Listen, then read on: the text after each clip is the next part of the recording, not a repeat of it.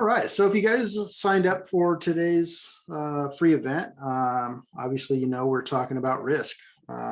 So, I mean, our gut tells us what risk is pretty easily, right? Whenever we see something dangerous or scary or whatever, right? We were kind of naturally evolved to respond to risk at some levels. But when we're talking about organizational risk, it's those intuitions aren't necessarily as obvious. And when we make big decisions, that come with inherent risk, we want to be able to, work through those risks, manage those risks in a way to where we can meet our objectives without costing a bunch of money, time, delay, impact a product or customers, et cetera. So when we define risk, really what we're talking about is, we're talking about the possibility or chance that a loss or damage or injury might occur, right? That's kind of the boilerplate definition of risk. As leaders in our industry, managers, even just operators coming into work every day, you're going to experience different levels of risk. But there's tools out there that allow you to identify and manage those risks while prioritizing which risks to take action against first. There's a few tools out there that exist that quantify risk. The one we're going to go over in the most detail today is going to be it's a tool called an Fmea, a failure mode effect analysis. And it's going to teach us kind of how we measure risk, what kind of thresholds we can put on risk, when we should take action. It's going to help us determine how, when we do take action, what was our action good enough. It's going to give us an opportunity to make decisions on what to do with risk that remains. And we'll talk a little bit about how risk and opportunity they're kind of two sides of the same coin. So now I'm going to switch over and share my screen. What I'm going to show you here, this is an example of a failure mode analysis. So I just threw this together. I decided that our risk was going to be that it's time to buy a new machine for our factory, right? Something you guys probably may have experienced in the past. Our maintenance team is going to be in charge. It's going to be the process that's responsible. I gave it a number. A lot of people use the date, whatever. And it was prepared by yours truly. Now, when I decide to analyze risk, the things that are important to me, obviously I care about those, but I really care that the risk is managed as an organization, right? So basically what I'm saying we should do there is we should incorporate a team. That team should consist of stakeholders for sure, right? The people who are going to be directly impacted by whatever risk, but it's often a good idea to put some fresh set of eyes that maybe wouldn't necessarily be as close to the project, so that you can get perspective. I find that taking an operator who's had 6 months on the job, who really doesn't know much about what types of machines or what your risk problem statement is, they're going to come with questions that are very raw, very pure, that often get overlooked by people who are close to the project, right? I mean, you've probably experienced this if you ever try to explain the work you do. You're like, oh, it's easy. All you do is step 1 and 2 and 3 and 4, and you find yourself with 15 steps, and the person sitting across from you is like, well, that doesn't sound easy at all, right? Well, the new person can ask those questions that may seem easy, may seem intuitive, but are ultimately going to uncover risk. The way we use this tool to identify risk is we want to start with the requirements. So in this case, I'm buying a new machine. What do I need that machine to do? Well, I need it to be able to make 10-inch widgets, and I need it to make widgets from a bunch of different materials or multiple materials. And this list could go on and on and on, right? We're just doing this as a sample.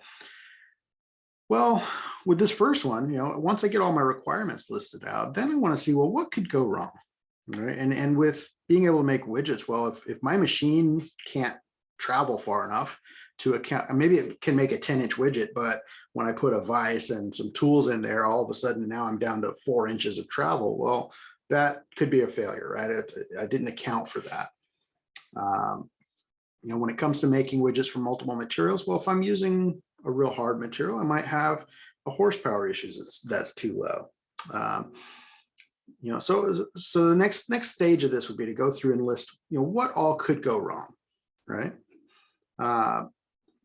If it does go wrong, what are the effects of that failure mode? So if I don't have the travel, well, then I can't make widgets of 10 inches, right? This is contrary to the requirements that I needed to meet.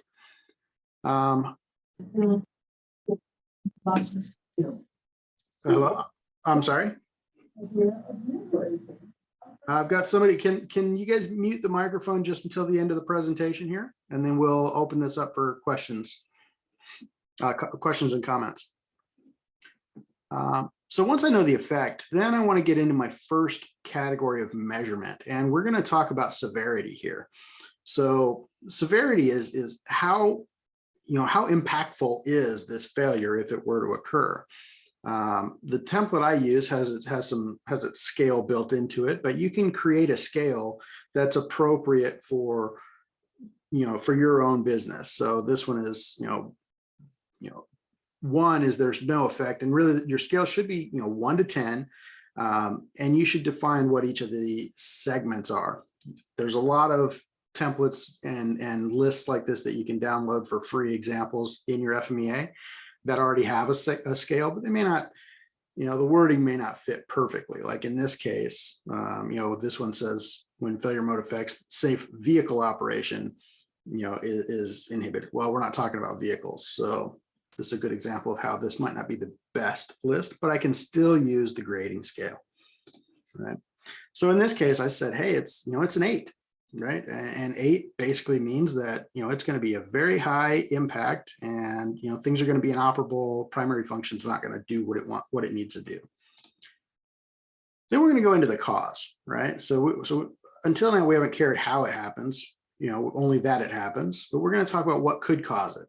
And for us, picking this machine, the biggest thing that would make us not get the right size is if we didn't understand what kind of tools and work holding we planned on using, right? So, because of that cause and the next rating or grading criteria, which is occurrence, we went through and we evaluated and we said, hey, you know what, this would lead to repeat failures. This is like, 500 ppm or 1 in 2000.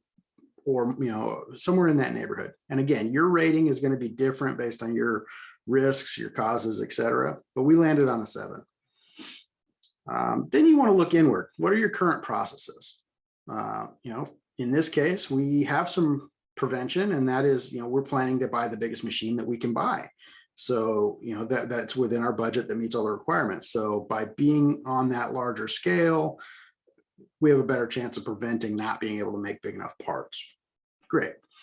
And then how are we going to detect it? Well, we're going to send out a tech or, an expert, and we're going to have them measure the travel as well as, estimate for some common work holding. And with that ability to detect within our current process, we said, we're pretty confident that we're going to catch this stuff, which, again, is, we've got then our detection scale. So we're almost certain in this case that we're going to detect the travel issues. The Rpn number, this is a risk priority number. This is how we prioritize risk. When we multiply severity, occurrence, and detection, 8 times 7 times 1, we get a value of 56. Now, that by itself doesn't mean a whole lot to anybody, but as you can see through this list, we can see right away that a 56 is kind of, middle of the pack. It's not our highest risk. What you should do is you should determine what is a threshold, right? Are you, figure out an RPN number or value that you're comfortable with, or figure out a percentage of risk that you want to control. So maybe I want to control, 80% of my risk contributors, and the lower 20%, they're, I've decided as a company that their risk is low enough that we'll just kind of deal with that when it comes, right? Because you can't always overcome every little risk that might show up, right? You want to plan for the ones that are going to be most impactful and prioritize your resources appropriately. So when we go down this RPN list, right, I can see I've got a 56, I've got a 16, which is, that's pretty low. I've got this 12 now, or this 112, that's getting a bit more impactful. And I've got this 448. The maximum score is 1,000, right? So if I thought about that in percentage, I'd say, hey, about half the time we do this, we're going to have problems potentially, right? If it's 500 out of 1,000. When you have determined your threshold and you've sorted, you've come up to your RPNs and you've sorted this by first, second, third, right? Then you want to start implementing your actions based on that priority. So the first one that I would attack in this list would be this 448. And I'm gonna take some action on this and say, hey, what, we're gonna set up. So if I read through this, we want to make widgets from multiple materials, and the risk is that materials might the chips from those materials might short out the electronics of the equipment. That might lead to downtime, right? That might be caused by those fine chips, specifically from ceramic getting into equipment. We're going to prevent it daily by rinsing down the machines, and we can detect it because, quite frankly, the machine stops working. That's a pretty solid detection, but we don't want that, right? So we're going to take action. We're going to set up these daily cleaning of critical components. We issued that action item to Jane. She's going to have that done on the 1st, and then the action that actually got taken was that we created a cleaning log and a procedure, and we verified it daily. Now, because we did all this, it's time to reassess. What is our severity, occurrence, and detection? So we didn't really take our severity down, right? Because if the thing fails, we're still going to have the same problem, right? Our process changes didn't change what would happen if it fails. But we did improve the rate of occurrence. We brought it from an 8 down to a 6. And we improved our ability to detect it because now we have somebody looking at it daily, right? And again, we're using these same scales, right? The severity, occurrence, and detection scale.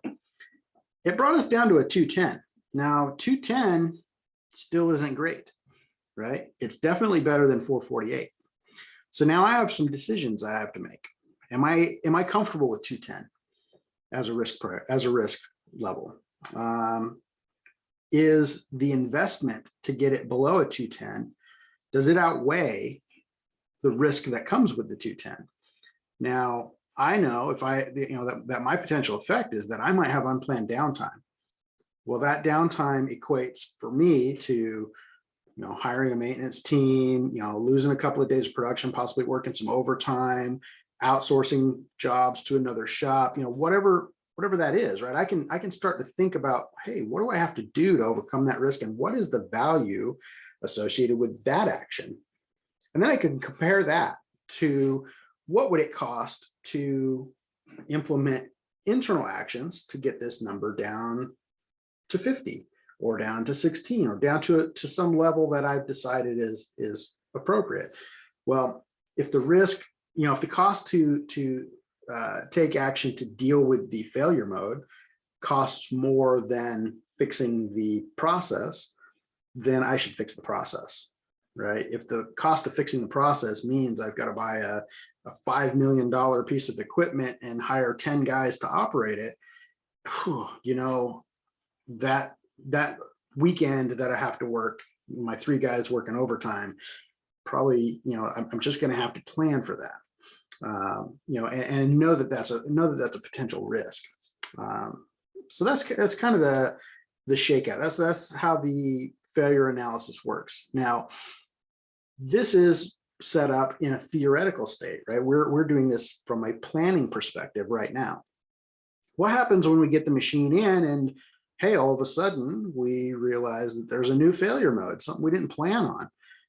Well, this should be a living document. This is something that you should be able to come back to and say, hey, you know what? The machine went down because of an oil leak. We didn't plan that there could be oil leaks. Well, let's throw it in the log. Let's go through the same practice, right? We did the upfront work, but we also want to maintain it so that we can have an at-a-glance visual on what our risks are and how we plan currently to control The output of a good FMEA should be a control plan, right? And we'll talk about control plans in another meeting, another one of these events. But if you evaluate your risks and you measure them and prioritize them, not only will you be able to focus your time and energy where you get the most bang for your buck, right? By putting work on the highest risk first and working down, you'll also establish a threshold to say, hey, when do we need to stop investing for now, right? Until those risks change, and you'll have a really good sense that anybody really, with a little bit of training can come up to and say, hey, you know what do we do today to manage these things? And then what did we change, right? And you kind of date and timestamp that to say, hey, here's where my process changed. So if you ever need to revert back or find a moment in time where suddenly your product or your service has changed, well, you can use this as a tool to kind of get you there as well. So that's kind of the spiel. That's how FMEAs work. We hope that we answered some of the questions that we led with was, what did we define what risk is, how to measure it. All right, this is our measuring tool. When do you take action? How do you know the action was good enough? So again, that's this section over here on the right that brought our risk priority number down. What to do with remaining risks, right? That's the evaluation of, hey, does it cost more to fix the risk than it does to, handle the risk when it arises? And then we talked about, I think we touched on what the risk and opportunity share in common. And really they are two sides of the same coin, right? We want to make these widgets, and that's our opportunity, right? We're going to make 10-inch larger or 10-inch widgets, and we want to make them from lots of materials so that we can sell those kind of widgets to our client. But in doing so, here's the risk. Here's what could go wrong. So they're kind of the same thing. That's my spiel. We'll open this up now to questions, comments. You guys can turn your microphone in, or you can text in, however you want. Thoughts? No? Let me stop sharing here. Well, I think that was very informative. You guys, could you see yourself using a tool like this for operational risks that might come up? I could actually. Okay. Yeah, I could use it in a lot of aspects in my current position. So have any of you guys had any experience with this? No. No? Okay. So I've got somebody typing in here, says I'm a bit new to the project, or new to projects. Is this something often used in projects? So this is something that is used particularly associated with processes and product development. So in manufacturing, this tool really came out of the IAIG TS 16949 requirements for automotive. And in automotive, when you develop a new product or you're starting up a new process line, you have to do, typically an FMEA as part of your PPAP requirements, which is production part approval process. Now that said, right, just because it's for automotive, right, doesn't mean that you can only use it for automotive. It's a tool defined or that specializes in defining and measuring risk. So we can take that, we can take that and apply that to really any industry. Process risks and product risks obviously have some slight differences, but the process of using an FMEA is the same. So if I'm applying this to a process, the questions I ask are, what are the requirements that my process should do? So if it's a machining process, right, it needs to be able to make parts on time. It needs to be able to, cut different materials. It needs to whatever, right? If it's a car wash process, well, it needs to be able to wash, rinse, dry, not scratch the customer's car, whatever the case may be. And those are all processes. Product, right? I might say, well, maybe I'm making a brake system for school buses. Well, one requirement might be, let's keep the school bus from driving into the lake whenever the bus driver pushes on the brake, right? We want it to stop the vehicle. We want it to have a certain reaction time, right? It needs to stop a 60-mile-an-hour vehicle in so much distance, right? And as we dig into those, we start to get,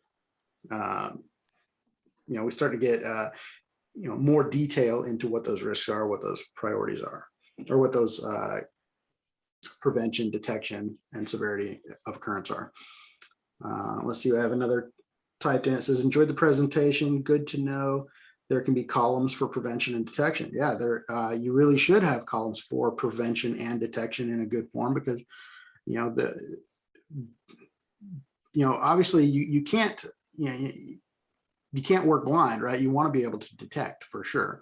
But prevention, what's the old saying? An ounce of prevention is worth a pound of cure, or something like that. It really is, right? I mean, if you can prevent something from going wrong, that is always favorable to reacting to something once it has gone wrong, right? Detection gives you the ability to react. Prevention means you don't have to react, right? Your process flows. So the different customers you're working with in different industries, do you, when you're starting to get into the plan and putting these things in, do you work with them to say, hey, I have a similar customer that has had this and this problem, and here's what their sheet looks like, and compare it so they can have, especially if they're getting into new industries or segments where they can kind of project that risk? absolutely. Yeah. As a consultant, it's a really good tool that I am able to, I'm able to look in through the looking glass at a lot of different companies to see a lot of different problems. And all that does is, strengthen my ability to be able to help, future clients. So by all means, yeah, for any client that I'm coming into, right, I want to take a look at, what are some of the pain points in industry to make sure we catch those. And then we'll deal with their specifics, what sets them apart and what risks do they as individuals have, so that we can maximize their efforts and minimize their pain points as much as possible. Hey, Derek, you had mentioned at one point that there was, there's a point in time when you're willing to accept that risk because the cost benefit's just not there. However, I think one good topic of discussion is that many customers nowadays are requiring certain RPN numbers at and or below a specific number because they're not willing to accept that risk. That's a conversation that would be hard to handle. Yeah, and if you're doing contract manufacturing, right, a lot of these requirements are flowed down to you, right? So you may be developing your own process on how to perform your FMEAs and how to set up your groups, but your thresholds are dictated for you. And if you work for a larger company, right, you may have some internal thresholds that are, mandated as well. So, those are definitely good things to know. And they're also, they also take some of the decision-making process away, for the good or the bad, right? But if you've got an RPN threshold of 80 and you look at our list, right, well, half of our RPNs were above that. Even after we took action, some of our RPNs were above that. So our actions would not have been sufficient, right? We would have needed to take that further. If you've accepted a contract and you said, hey, yeah, we're going to get the RPNs down to 80, well, then you're kind of on the hook for that, right? You gotta keep muscling through. If you do this proactively, if you do this, in the development stages, especially if you're working closely with a customer to develop a product or developing of your own, this could be a deciding factor to say, hey, do we really want to go this way, or do we need to start changing the design, changing the process, coming up with some other solution?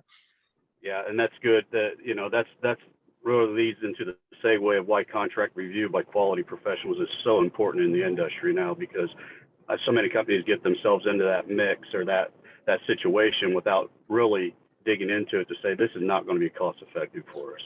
Absolutely. And contract review, that's a whole topic on its own for sure. But it's one of those things that,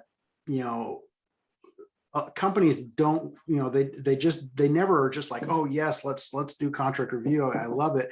But when something goes wrong and now you're stuck with, you've quoted quoted a price, you've accepted a PO, and now this risk is in your lap that costs more than the profit that you were going to make on that product. Well, suddenly contract review has a whole lot more value, right? And sadly, companies are getting better at it, I think, especially, aerospace, defense, the certified companies.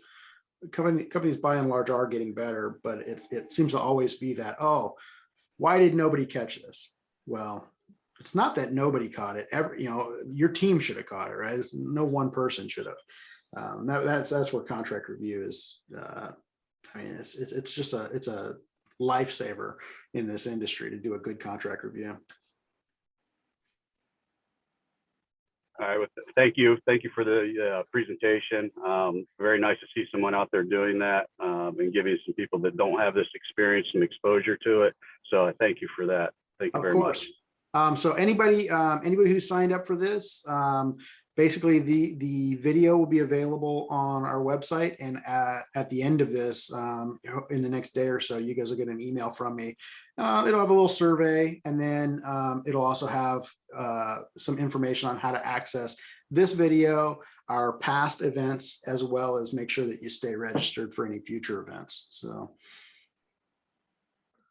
let's see, we got another type in. It says, RPN, could there be a possibility of placebo effect? Maybe assessors could assume it performed better.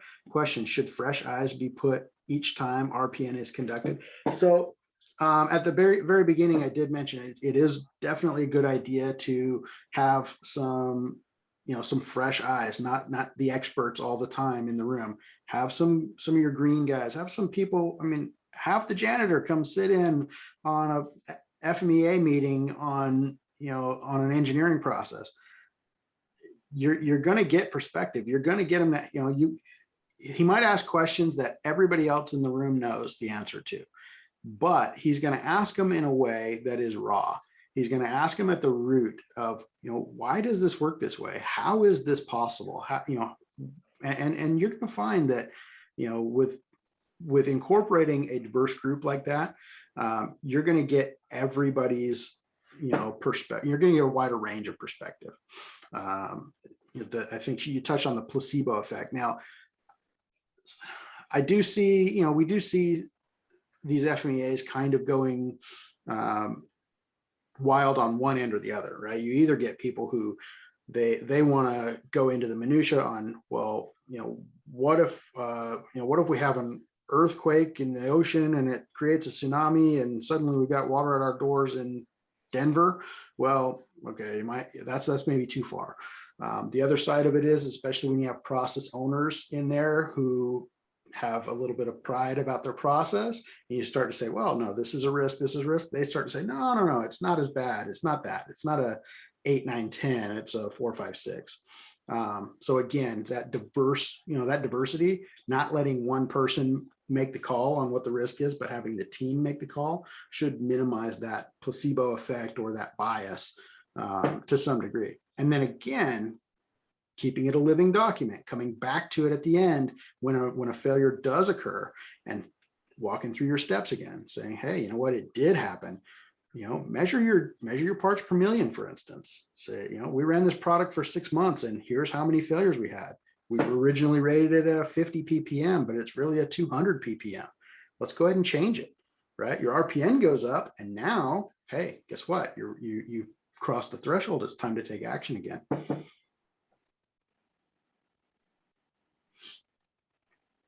So make sure I'm getting everybody's.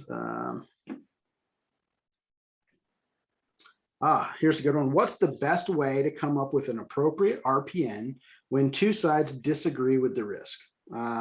So hopefully you have more than just 2 people in your team, and you can get some sort of voting, some sort of agreement. If you really can't, right? You're split. If you're split between 6 and 7, lean to the worst case scenario, call it a 7. If you're split between a 2 and an 8, split the difference, right? Let's land in the middle. Let's hear everybody out, make sure that there's valid reasons for that split, and discount, not discount, but let's rule out anything that's not valid. But if you've done that, you're still split, those are the approaches that I've taken in the past. And again, because it's a living document, you get to come back to it and you say, hey, you know what? We thought that it was in the middle of the road. We had some additional failures. We bumped it up. Likewise, hey, we thought it was in the middle of the road. This thing ran smooth, has been running smooth. Do those risks really exist? Let's bump it down, right? Let's see, anything else? Did I miss anything in text here? Let's see.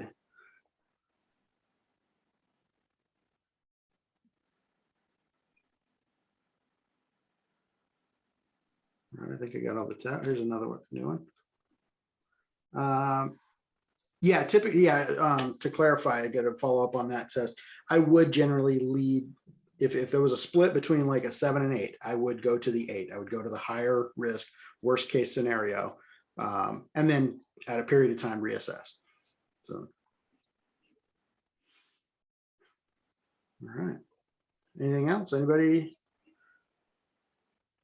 Has anybody? Can anybody think of projects that they've had where they've this tool would have come in handy, or maybe they've had some risks that weren't accounted for, some horror stories, if you will, of things that, oh man, if we would have done this at the beginning of our project, oh boy, it would have been different. No. New products, yeah, new products are a good one. Now new products, often those are 2 FMEAs. So you'll have a process FMEA for the process that you make that product under. And if it's a process that you're used to doing, you may already have that FMEA done. So when a new product comes online, it's a good idea to open that process FMEA and say, hey, you know, we've been doing this process. We got some new parts coming in. Does it still make sense for what we're doing? But then you're also going to have the design FMEA. Does the product do what it's supposed to do, and what risks are associated with that, right? So we functionally, we treat the form kind of the same way, but we're looking for different types of risks. You know, good process FMEAs will mitigate a lot of the risks that come with new product, but new product will also highlight things in your process FMEAs that dictate, hey, there's an actual process change here. I got a late arrival. All right. So anything else? Anybody else have any questions, comments, want to chime in? I'll say going, gone. And on that, I'll stop the recording. And I thank you guys, you know, for joining in. We're going to do at least one a month on these. And now that you guys are signed up with this one, you'll hear all the updates on what topics we're going to talk about. I'll give links to our social pages and our website, so that if there's a topic that you want to see discussed, put those suggestions in, because I don't like thinking of all these topics myself. I'd rather be helping you guys with problems that are real in your world. So, but on that, thank you guys very much. And I will keep you guys updated. Thank you.